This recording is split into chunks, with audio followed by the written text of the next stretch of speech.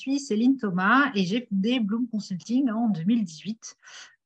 Cette envie est née après plus de 15 ans dans l'entreprise et surtout après une furieuse envie de faire changer et faire évoluer les mentalités. Euh, donc aujourd'hui, j'accompagne les entreprises et surtout les managers au travers de conférences, de séminaires et d'ateliers autour de 3 thèmes principaux qui sont le management, le bien-être au travail et le sexisme au travail. Quelles difficultés rencontrent les entreprises pour assurer le bien-être des collaborateurs en télétravail?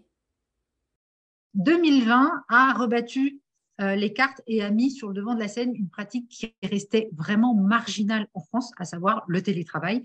Et ça a été fait de manière forcée. Ce n'était absolument pas une culture en France de travailler à distance. On a des racines latines et la plupart des gens aiment le contact, les relations de travail, les déjeuners entre collègues et ainsi de suite. La pandémie est arrivée et tous les repères ont été chamboulés. Et la base des relations de travail, à savoir la présence physique des collaborateurs, a été supprimée. Il a donc fallu tout réinventer, mais surtout tout déconstruire. Il a fallu accepter que présence au travail ne signifiait pas travail effectif et surtout encore moins efficience. Et il a aussi fallu pour les collaborateurs apprendre à travailler seuls. Et c'est cette distension du lien physique qui, je pense, a été la plus compliquée à accepter, en tout cas pour les entreprises. Les entreprises ont eu peur de ne plus pouvoir maîtriser leurs collaborateurs, alors que soyons honnêtes, c'était juste une peur.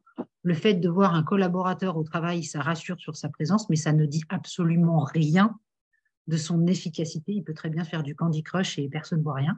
Donc, il a fallu que les entreprises acceptent de travailler mentalement sur ce sujet. Et ça a été très, très compliqué parce qu'on a quand même été pris de court. Ce n'était pas comme s'il y avait une loi qui avait dit vous avez 6 mois pour vous y mettre. C'est lundi soir, je parle, mardi matin, vous êtes tous chez vous. Donc, ça a été assez brutal pour tout le monde.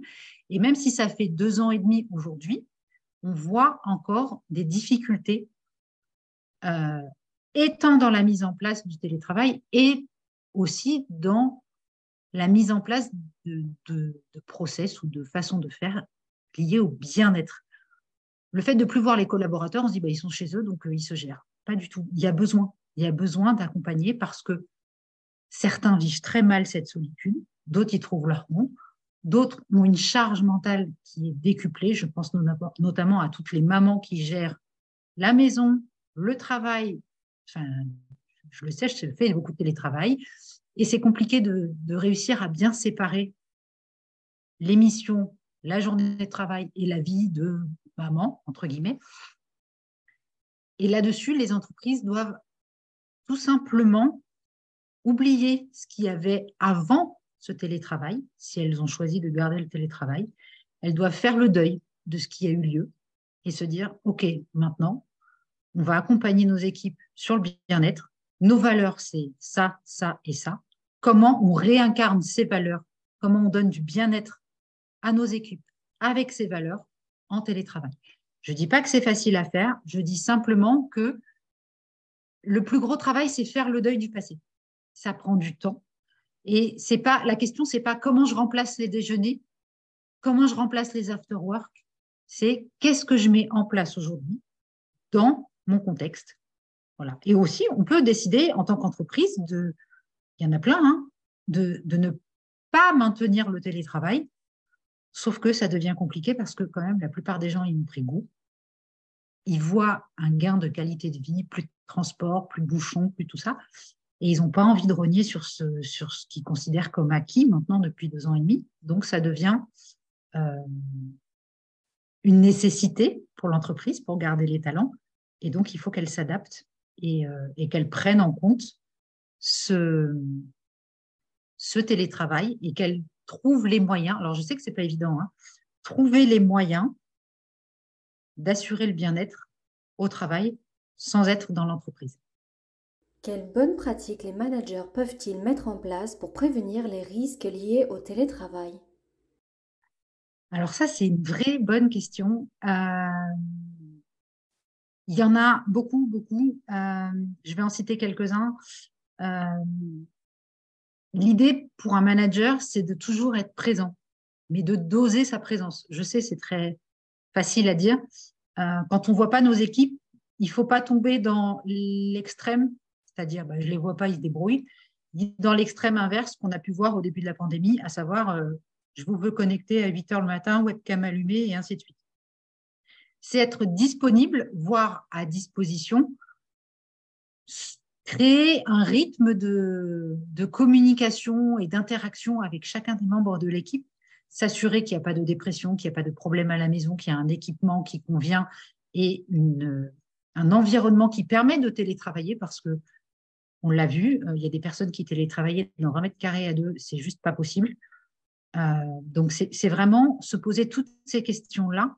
Le manager doit faire en sorte d'être en contact avec ses équipes. Il doit, dans la mesure du possible, être le plus clair et le plus précis possible dans ce qu'il donne comme information et surtout doser ces informations. C'est-à-dire que dans des périodes où les communications sont asynchrones, on ne va pas donner la même information à quelqu'un par mail que si on le croise dans un bureau.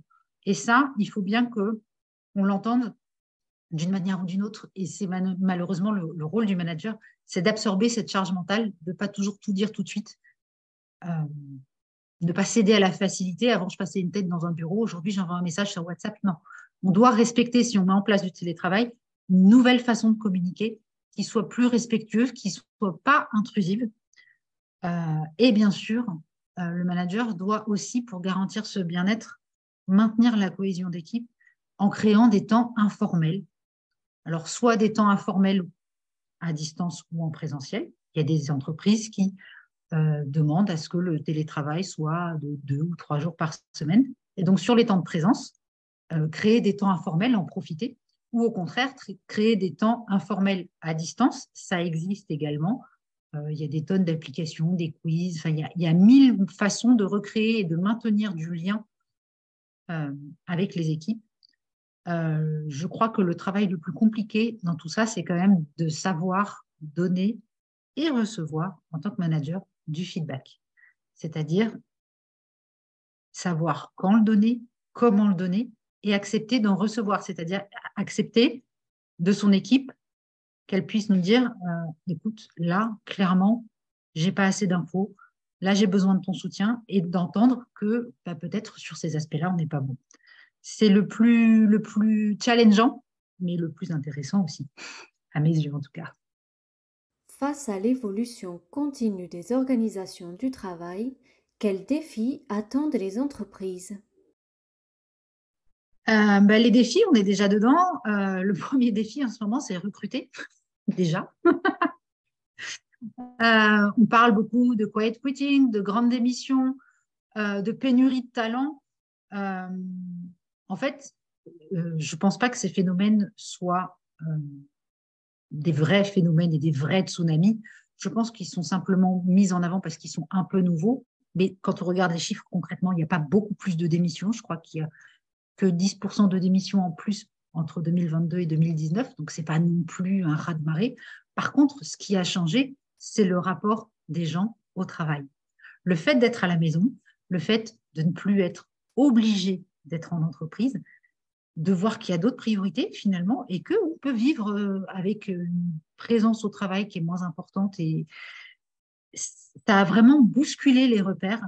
Et en fait, les collaborateurs, les salariés, ont aussi une meilleure culture de ce qui se fait, ont aussi pu identifier des valeurs qui leur sont fortes.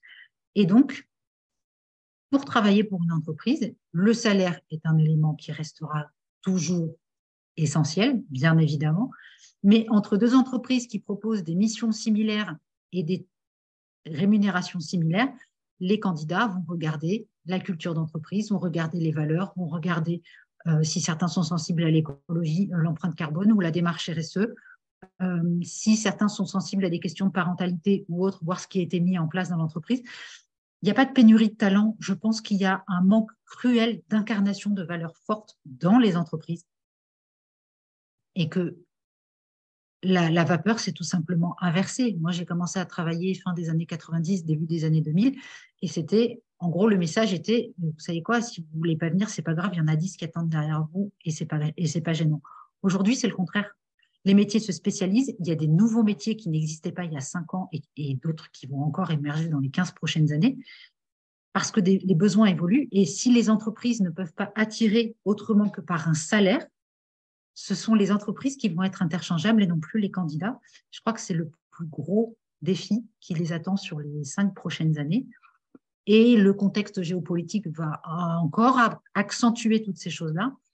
Donc oui, savoir quelles sont nos valeurs, comment on les incarne et qu'est-ce qu'on fait pour, un, recruter, deux, conserver, trois, donner envie à d'autres de venir, ce qu'on appelle aujourd'hui l'employé advocacy, c'est-à-dire la marque employeur, finalement, elle est là avant le recrutement, pendant la vie et aussi quand les personnes s'en vont, parce que ça fait partie de la vie, hein, on ne reste plus 20 ou 30 ans dans la même entreprise, faire en sorte que les départs se passent le mieux possible parce que la parole s'est beaucoup libérée sur ces sujets-là. Une anecdote professionnelle ou un dernier conseil à nous partager? Alors, c'est pas évident parce que moi, j'ai quitté le monde de l'entreprise.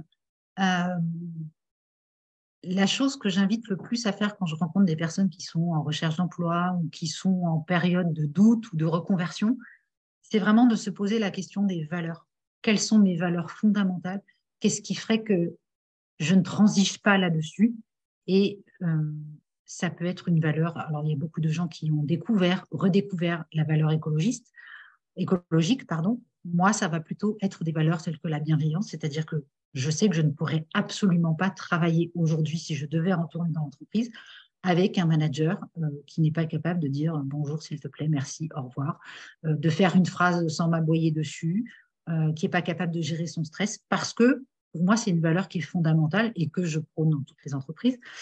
Se poser cette question des valeurs, c'est aussi ce qui va nous permettre de faire des bons choix pour sa carrière, pour son bien-être, pour son équilibre perso. Est-ce que dans mes valeurs fondamentales, par exemple, j'ai la famille, ok. Et donc, est-ce que je vais accepter le vendredi soir à 18h30 de retoucher un PowerPoint de 85 slides pour lundi matin? Je ne pense pas. Je l'ai eu fait, hein, mais je ne le ferai plus aujourd'hui. Parce qu'aujourd'hui, ma valeur, le travail est inférieur à ma qualité de vie, à mon rôle de parent, à mon rôle et ma vie en dehors de ça. J'ai des loisirs et ainsi de suite. Se poser la question de ces valeurs fondamentales, c'est ce qui va permettre aux gens de mieux gérer leur carrière au quotidien, bien sûr, et sur le plus long terme. Et je pense que c'est aussi ce qui permettra aux entreprises d'attirer les bonnes personnes à elles, tout simplement.